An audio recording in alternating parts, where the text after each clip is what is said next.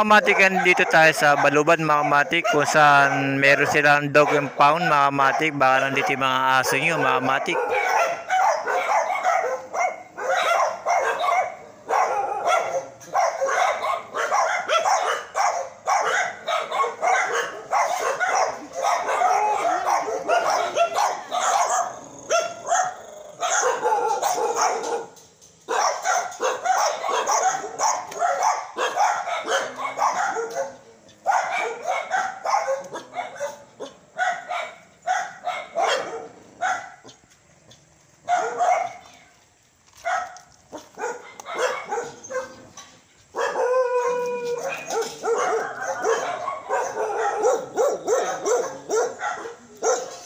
Yung mga kamatik, dito na yung dinadala mga dog impound mga kamatik. Yung mga nahuling aso mga kamatik, dito na dinadala sa Baluban mga kamatik.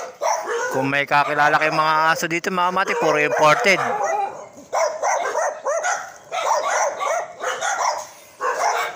Yung mga kamatik, yan ang bagong tirahan ng mga aso. Yung mga nahuli sa lansangan mga kamatik. Yung mga nakakawalang aso mga kamatik, dito yung makita sa Baluban mga kamatik. Dahil dito na ang kanilang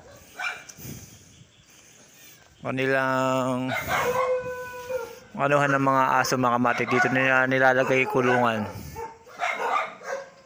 Dito na nila nilalagay sa bago nilang bakan ng aso mga kamatik. Bagong kulungan.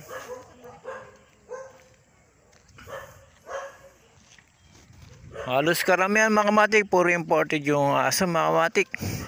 Kung may nakita nyo yung mga video, baka nandiyan yung isa sa aso yung mga kamatik. Dito lang kayo pumunta sa Baluban mga kamatik, sa likod ng Nawasa mga kamatik. Yung mga kamatik,